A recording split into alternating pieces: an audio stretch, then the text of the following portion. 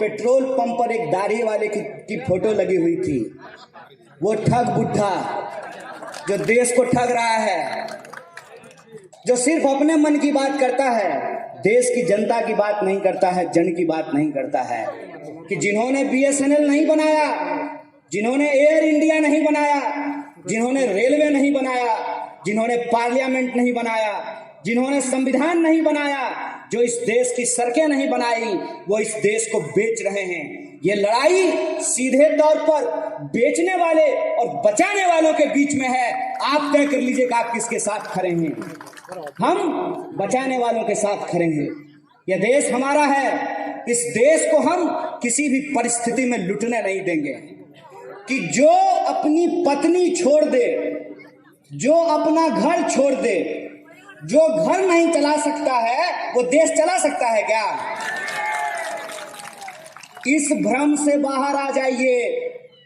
इस भ्रम से बाहर आ जाइए कि जिसका कोई नहीं होता है, जिसका बाल बच्चा नहीं हो, जिसकी पत्नी नहीं हो, तो वो चोरी नहीं करता है। तो मुझे बताइए, अंगुलीमाल डाकू का बाल बच्चा था क्या? अंगुलीमाल डाकू की शादी हुई थी क्या? तो अंगुलीमाल डाकू डाकू था कि नहीं था? ये क्या पैमाना है भाई कि कोई इंसान शादी नहीं किया है तो वो ईमानदार होगा? तो आप तमाम लोग जो यहाँ बैठे हुए हैं, शादीशुदा हैं कि नहीं हैं? शादीशुदा किए हैं ना? तो क्या आप सब लोग बेईमान हैं? ये क्या बात है? ये सच नहीं है। ये सच हमको बेचा गया है। ये सच हमको उसी तरीके से बेचा गया है जिस तरीके से टीवी पे बेचा जाता है कि फेयर एंड लवली लगाने से मुंह गोरा हो जाता है। क्या वो लोग फेयर एंड लवली लगा के मुंह गोरा हो गया, हमको बताइए तो जरा। अब मुंह गोरा होना कौन जरूरी है? ये जगन्नाथ की धरती है। ये जगन्नाथ की धरती है ना। तो कृष्ण तो काले थे ना। मेरा नाम कन्हैया है। कृष्ण का वर्ण श्याम था कि नहीं? कृष्ण काले थे कि नहीं? तो फेयर एंड लवली लगा करके मुंह गोरा करने का कौन जरूरी है? ये बात हम तमाम लोगों को समझना है कि आज हम ऐसे दौर में रह रहे हैं जिसके बारे में कहा जाता है अंग्रेजी में कि ये पोस्ट ट्रूथ है। पोस्ट ट्रूथ का मतलब क्या है? कि सच का जमाना नहीं है, झूठ का जमाना है। और झूठ बेचा कैसे जाता है? पेट्रोल पंप पे पोस्टर लगा करके, हंसता हुआ नूरानी चेहरा। झूठ बेचा कैसे जाता है? कि भारत की सरकार ने प्रचार पे 5,000 करोड़ रुपया खर्च किया है। कितना करोड़? 5,000 करोड़।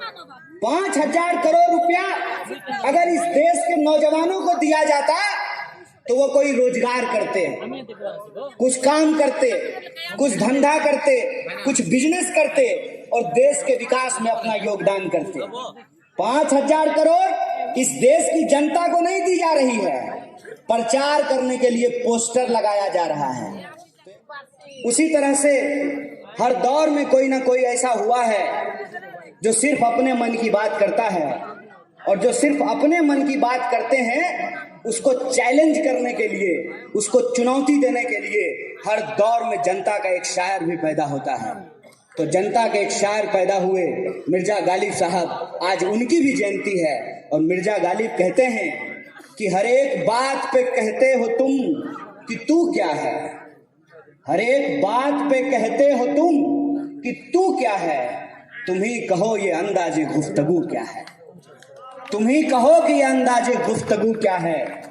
रगों में दौड़ते फिरने के हम नहीं कायल। रगों में दौड़ते फिरने के हम नहीं कायल। जो आंख ही से न टपका वो लहू क्या है। ये देश है, हम इस देश के निवासी हैं। इस धरती पर लाखों लोगों ने अपनी शहादत दे करके इस देश को अंग्रेजों से आजादी दिलाई। कल भारतीय राष्ट्रीय कांग्रेस का 135 वर्ष पूरा हो जाएगा। 1885 में जब कांग्रेस पार्टी बनी थी तो कांग्रेस पार्टी का स्वरूप ऐसा था कि कांग्रेस पार्टी ऑफिस में चलती थी। उस कांग्रेस पार्टी को जो जननेता होते हैं, जो जनता के बीच में पलते बढ़ते हैं, उस कांग्रेस पार्टी को वो जनता के बीच में लेकर के आए। मैं गर्व के साथ कहता हूं कि मोहनदास करमचंद गांधी, जिग्नेश भाई, जब चंपारण के आंदोलन में आए थे, किसानों के आंदोलन में शरीक होने के लिए, आपने मोहनदास भेजा था, हमने उनको महात्मा गांधी बना करके भेजा है।